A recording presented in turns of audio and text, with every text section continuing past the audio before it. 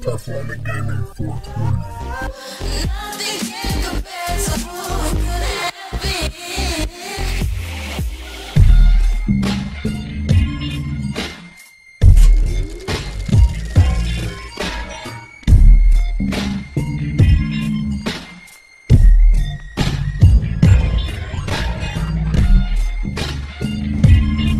This is the new face of evil.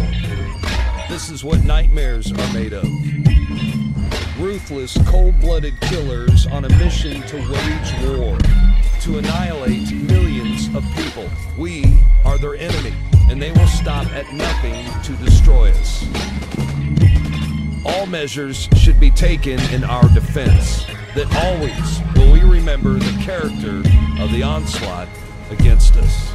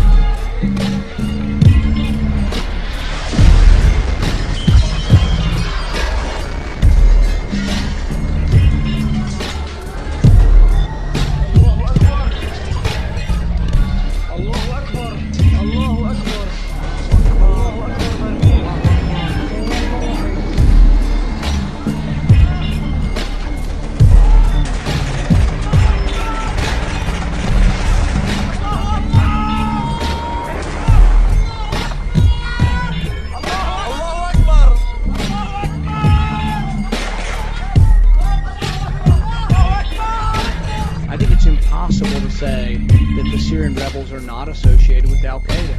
So there is a great irony that you will be arming forces that a normal common sense use of the word associated can say that these people are associated with Al-Qaeda.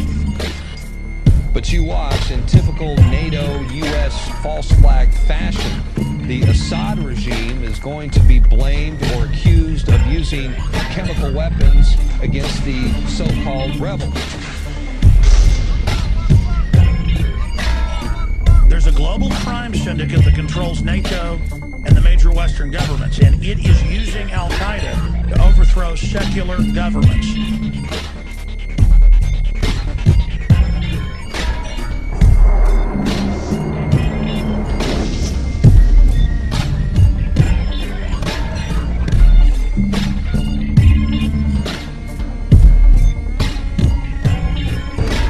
Breaking news now from the war in Syria, and this could be significant. Reports that chemical weapons have been used in that conflict. These are some of the scenes now circulating on the internet of distressed children apparently suffering the after effects of a chemical attack. Some of the video footage is too distressing to broadcast, and it is unverified. But there are scores of dead, among them very young children. Good afternoon, everybody. 10 days ago, the world watched in horror as men, women, and children were massacred in Syria in the worst chemical weapons attack of the 21st century. The Assad regime, and only undeniably the Assad regime, unleashed an outrageous chemical attack against its own citizens. After careful deliberation, I have decided that the United States should take military action against Syrian regime targets. We can tell you beyond any reasonable doubt that our evidence proves the Assad regime prepared for this attack. I've watched debates in Congress. Congressman asked Mr. Kerry, is there Al-Qaeda? People say they've gotten stronger. He says, no. I say officially, they aren't there. The main combat unit, the so-called Al-Nusra, is a unit of Al-Qaeda. They know about this. It's not pleasant for me to see this. Well, we communicate with them and assume that they are decent people. He lies openly, and he knows that he lies. We're not really positive who set off the gas. I mean, the group that's most likely to benefit from that is Al-Qaeda. Did President Bashar Assad gas his own people? Not according to a growing number of skeptics, including Alex Jones, syndicated radio talk show host. I don't know who launched the chemical attack, but all the evidence leans towards the rebels having the motive to do it. And the Russians have put out a new report saying they have proof the rebels did it back in March of this year. Some people here and there, amazingly, have questioned the evidence of this assault on conscience. I repeat here again today that only the most willful desire to avoid reality can assert that this did not occur as described, or that the regime did not do it. All right, so what kind of proof is there that the rebels would do this? I mean, the rebels supposedly are supporting the people of Syria. They would actually sacrifice their own people in order to draw America into this war to start World War III? Well, look, the rebels are made up of jihadis, Al-Qaeda, and some domestic Syrians, but around 60%, many studies show, are Al-Qaeda, are jihadis. They've been wiping out whole Christian villages, so I don't think the rebels represent the Syrian people. I believe you will not deny the fact that one hardly should back those who kills their enemies and eat their organs and all that is filmed and shot. Do you want to support these people? Do you want to supply arms to these people? There's a growing volume of new evidence from numerous sources in the Middle East, mostly affiliated with the Syrian opposition and its sponsors and supporters, which makes a very strong case based on solid circumstantial evidence that the August 21st, 2013 chemical strike in the Damascus suburbs was indeed a premeditated provocation. I would not understand or comprehend that Bashar al-Assad, no matter how bad a man he may be, would be so stupid as to order a chemical weapons attack on civilians in his own country, when the immediate consequence of which might be that he would be at war with the United States. So we could be looking here at a frame job. Available data puts the horror in a different and disturbing light, meaning it's not Bashar doing the horrible things, it's the rebels nerve-gassing themselves, framing Bashar, setting him up so that the Al-Qaeda guys win, and then we end up on the side of Al-Qaeda. You've heard that. So this reeks of a false flag operation. I can't see fighting to impose Sharia law in Syria. I also can't see sending my son to fight with Islamic rebels against Christians. I also can't see my son going to fight on the same side as Al-Qaeda. We should be focused on defending the United States of America. That's why young men and women sign up to join the military, not to, as you note, serve as Al-Qaeda Air Force. Osama bin Laden, يا مرحب أمريكا بقوة الإيمان وسلاحنا البيكا أسامة بن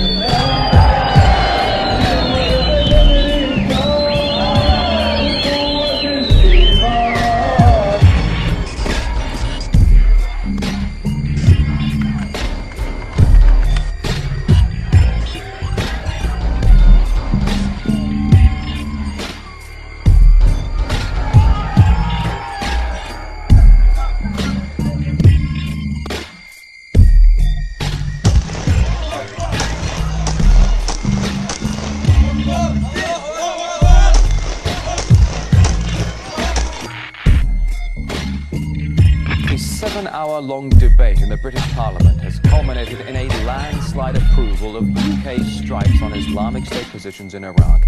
All three major parties backing the initiative. The bombings could be unleashed any moment now.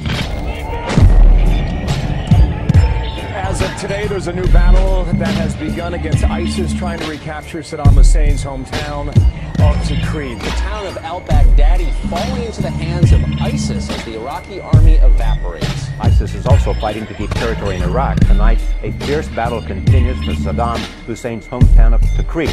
Iraqi forces hope to seize it to use as a base for eventually retaking the city of Mosul. This as the terror group gains ground in Anbar province. some predicting a collapse of the area within hours. In a new, slickly produced video, ISIS claims its militants are still on the streets of Tikrit, confidently fighting off the assault by Iraqi forces. On the global map, you see ISIS spreading to places like Algeria and Libya, into the Far East and Indonesia and the Philippines as well.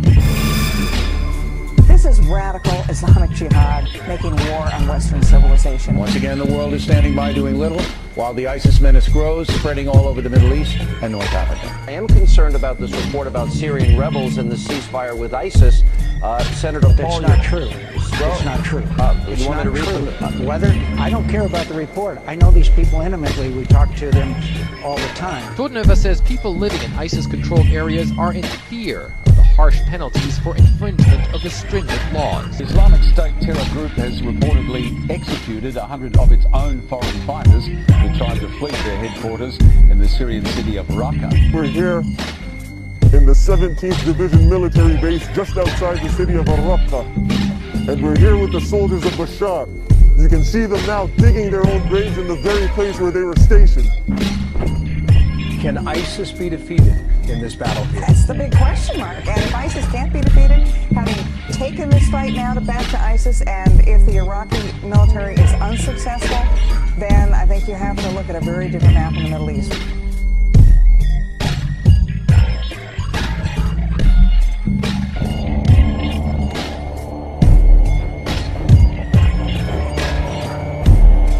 Fighters say they often manage to defeat much larger armies than the Iraqi military because they're not afraid to die.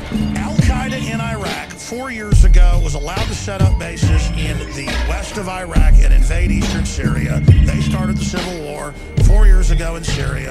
They were given massive funding. They're 65%, according to NATO, of the rebel force. The Council on Foreign Relations last year had the headline, "Why We Need Al-Qaeda." And they should give them air support to take over the country, and we'll remove them later. Bull. Since the capture and execution of Saddam Hussein, there's been death, chaos, tremendous instability in the region, and worst of all, the emergence of ISIS. The people we are fighting today, we funded 20 years ago.